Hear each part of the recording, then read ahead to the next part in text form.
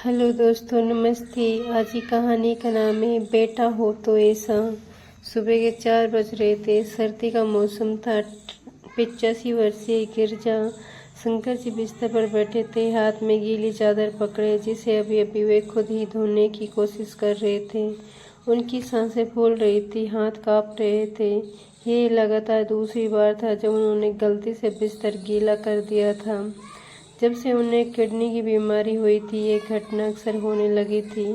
उनकी पत्नी को गुजरे हुए कई साल हो चुके थे और उनका एक ही बेटा था, केशव। उन्होंने केशव को पढ़ाने में कोई कमी नहीं छोड़ी थी। उसकी परवरिश भी उसकी माँ ने बहुत अच्छे ढंग से की थी। वे पुलिस विभाग में कार्यरत थे। उनकी तनख्वाह भी इतनी ज़्यादा नहीं थी, फिर भी उन्हें अपने बेटे को किसी प्रकार की कमी महसूस नहीं होने दी थी। पत्नी के गुजरने के बाद वे अपने बेटा और बहू के साथ रहते थे। 2 दिन पहले बहू विभा ने अपने पति केशव से कड़ाई से कहा था, अब की बार पापा ने बिस्तर गीला किया तो मैं साफ नहीं करूँगी। मैं उनकी सेवा नहीं कर सकती। मैं अपने मायके चली जाऊँगी। मुझे तो यही लगता है कि उन्हें वृद्धाश्रम भेज देना चाहिए। उस दिन गिरजा शंकर जी चुपचाप एक कोने में खड़े सब सुन रहे थे, क्योंकि उनसे गलती हो गई थी। उन्होंने उसी पल ठान लिया था कि अब अपनी गलती खुद ही संभालेंगे। आज विभा और केशव मॉल गए थे शॉपिंग करने के लिए, इसलिए वे थक कर अपने कमरे में सो रहे थे। गिरजा शंकर जी ने सोचा, चादर साफ कर दूं, सुबह बहू देखेगी तो फिर बात बढ़ेगी, और वे बात बढ़ाना नहीं चाहते थे, इसलिए उन्होंने खुद ही चादर धोने की सोची। लेकिन चादर भारी थी, हाथों में जान नहीं थी। जैसे तैसे वे बाथरूम तक पहुँचे। चादर पानी से निकालकर निचोड़ने की कोशिश करने लगे, लेकिन डगमगा कर गिरने ही वाले थे कि पीछे से आवाज आई, पापा। वे चौंक कर मुड़े तो देखा बाथरूम के दरवाजे पर केशव और विभा खड़े उन्हें ही देख रहे थे। विभा ने तुरंत नाक सिकोड़ते हुए कहा, केशव देखो, उन्होंने फिर से बिस्तर गीला कर दिया।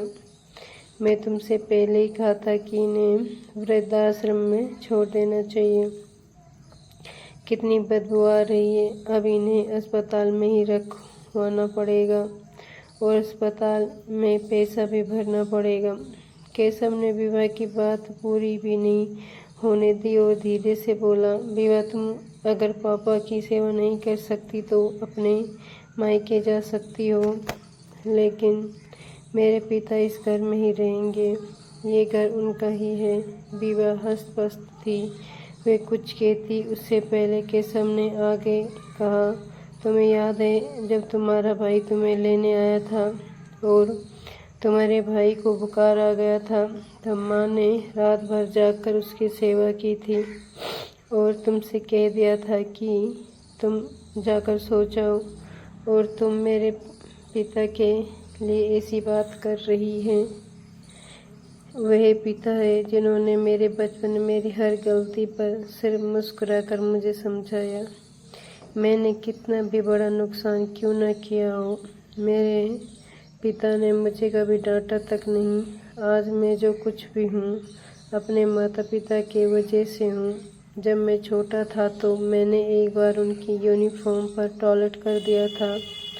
तब उन्होंने बिना कुछ किए उसे धोकर मुझे फिर से गोद में उठा लिया था। आज ये बूढ़े हो गए हैं, इन्हें हमारी ज़रूरत है, तो हम अपनी जिम्मेदारी से मुंह मोड़ रहे हैं। आने वाले समय में जब हमारे बच्चे हमारे साथ ऐसा करेंगे तो तुम कैसा लगेगा बताओ। वह चुपचाप खड़ी केशव की बातें सुन रही थी। तभी केशव ने आगे बढ़कर गिरजा शंकर जी को सहारा देते कुर्सी पर बैठाया। पापा, आप परेशान क्यों होते हैं? चलिए, ठंड लग जाएगी, मैं आपके लिए चाय बनाता हूँ। केशव ने अपने पिता के बेड पर नई चादर बिछाई। अपने पिता के कपड़े बदले और उन्हें चाय पिलाने लगा। गिरजाशंकर जी के कपकपाते हाथ केशव के सिर पर आशीर्वाद के लिए उठे। उनकी आंखों से आंसू बह निकले, जिन्हें वे अपनी धोती के कोनों से पोंछने लगे। दरवाजे पर खड़ी विभा ये सब देख रही थी। उनके मन में पश्चाताप का तूफान उठ रहा था। आंसू उसकी आंखों से बह निकले।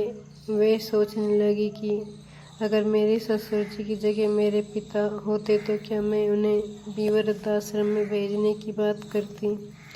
कभी उस आवाज़ सुनाई दी। गिरजाशंकर जी ने अपनी स्वर्गवासी पत्नी की तस्वीर की ओर देखा और धीमे से बोले, सुन रही हो, तुम कहती थी तुम्हारे जाने के बाद कौन मेरा ख्याल रखेगा।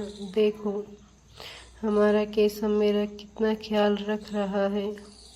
तुम्हारी बात सच कर रहा है। विभा ने चुपचाप आगे बढ़कर केशव के हाथ से चाय का कप ले लिया और बोली, मुझे माफ़ कर दीजिए पापा, अब आपकी सेवा की सारी जिम्मेदारी मेरी है। अब मैं ऐसा कभी नहीं कहूँगी। अगर कभी बिस्तर गीला हो तो साफ नहीं करूँगी। और विभा ने गिरजाशंकर जी के पैर छू लिए। गिरजाशंकर जी सोचने लगे कि अगर बेटा सही है तो बहू अपने आप ही सही हो जाती है। अगर विभा की हाँ में हाँ मिला देता तो आज वे वृद्धाश्रम में होते। उन्होंने कपकपाते हाथों से विभा को भी आशीर्वाद दिया। सदा खुश रहो। दोस्तों, अगर ये कहानी आपको पसंद आई है तो कृपया लाइक कीजिए, शेयर कीजिए। चैनल पर पहली बार आए तो चैनल को सब्सक्राइब कीजिए।